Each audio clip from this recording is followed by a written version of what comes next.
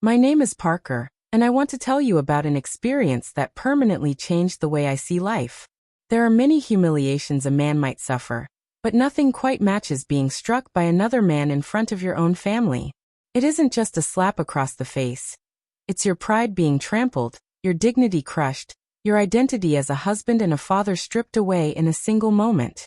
And if you don't stand up for yourself, not only with your fists but with your spirit, people begin to see you differently, as if you're weak, as if you deserved it.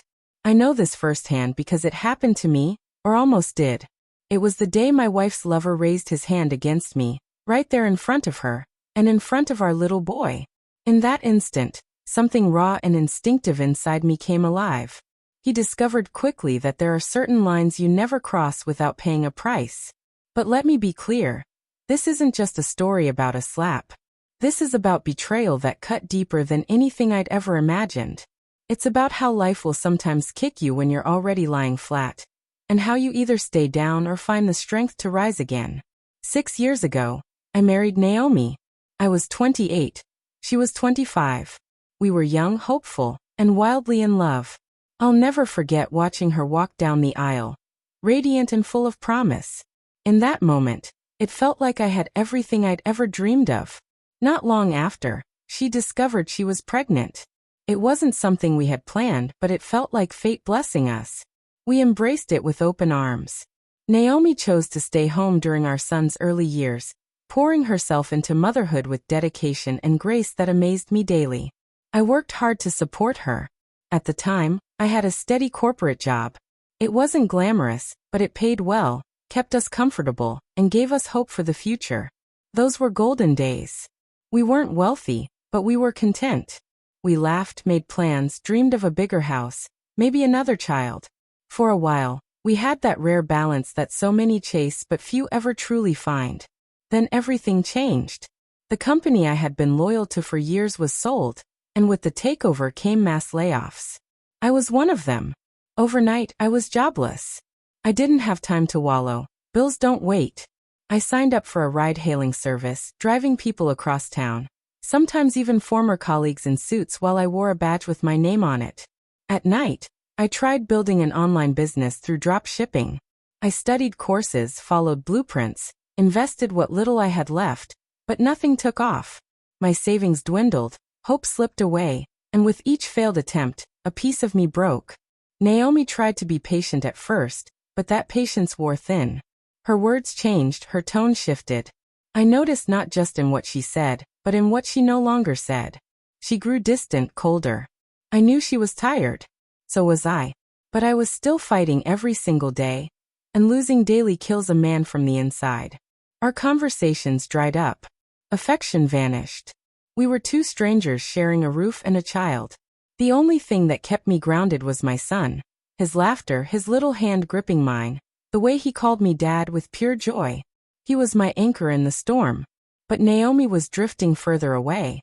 She started staying out late, offering no explanations. And when I asked, she lashed out with venom. Why do you care? Or that's none of your business. I told myself it was just a phase. I believed once I got back on my feet, things would go back to how they used to be. But deep down, I think I already knew. The truth finally came crashing down one afternoon. My car had broken down, so I walked home from the mechanic.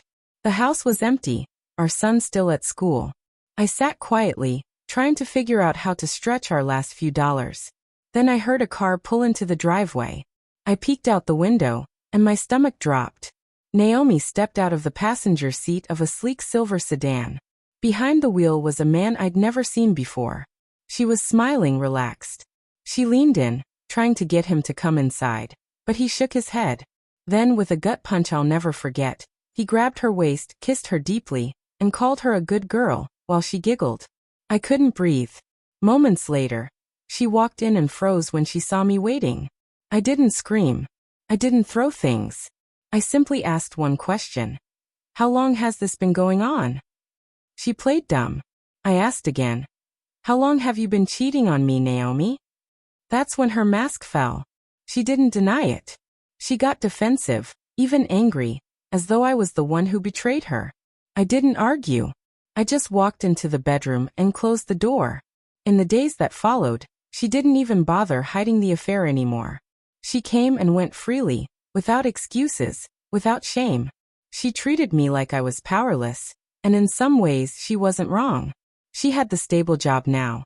She knew my greatest weakness was my son. She knew if I fought too hard, she could threaten custody, use the system against me, and bleed me dry. At first, I stayed quiet for my boy's sake. I endured the humiliation, the silence, the way she paraded her betrayal under our roof. But living like that was killing me, death by 1,000 cuts. Until something inside me woke up. A whisper told me, this can't be your life forever. That's when I called a divorce lawyer. I laid everything out. The affair, the emotional neglect, the threats. The lawyer told me something that changed everything. Don't wait for her to file first. File in Tennessee. It's a fault-based divorce state. Adultery matters there. That meant her betrayal wasn't just emotional. It could affect custody and protect my son. I gave the green light. For the first time in years, I wasn't just reacting. I was planning. We started gathering proof. Photos. Records. Evidence of her recklessness. I didn't want revenge. I wanted stability for my son. He didn't deserve to grow up watching strange men cycle in and out of his life. One afternoon I saw it again. Naomi stepped out of that same silver car, laughing, whispering to him like they'd just been on vacation. I went outside, calm but firm. I told her she was being reckless and disrespectful, especially around our child. She rolled her eyes, dismissing me. That's when I turned to him. Get off my property, I said. He smirked and replied, it's your wife's property. When she divorces you, you'll be the one leaving. Something inside me clicked. I looked him in the eyes and told him, you're pathetic. A coward. You destroyed a family and you call that love. That must have cut him, because his hand shot up to slap me. But I was ready. I caught his wrist, twisted it, and dropped him to the ground screaming. Naomi panicked. Not for me, but for him. She ran to his side, comforting him. That was the moment I saw the truth clearly. She hadn't been mine for a long time. I let him go, told them both the marriage was over, and walked back inside. That night, she left with him. The next morning, I signed the divorce papers, packed a bag, and took my son to Tennessee, back to family, back to safety. When I finally turned on my phone, I had nearly 90 missed calls from Naomi. But it was too late. In Tennessee, I filed not only for divorce but also for something called alienation of affection, a law that allows you to sue someone for intentionally interfering in a marriage. I sued him. Meanwhile, Naomi tried to paint me as an unfit father in court. But I had evidence. The truth was on my side. And for once, the system listened. I was granted temporary custody. Life in Tennessee felt like breathing again. My parents welcomed us home. My son had cousins to play with, uncles to guide him, grandparents to love him. I started sleeping, eating, living like myself again. I was no longer surviving. I was rebuilding. So if you're reading this while standing in the middle of heartbreak, betrayal, or a custody fight, I want you to hear me. You are not weak for caring. You are not broken for hurting. And you are not wrong for fighting for your child, for your peace, for your dignity. Sometimes life doesn't just hand you storms. It throws you into the middle of them. But storms don't get the last word. You do. If you've been through something similar, or if you're still going through it, share your story. Someone out there needs to know they're not alone. Walking away is not failure. It's survival. And survival is the first step toward strength. Thanks for hearing mine. Stay strong. Protect your peace.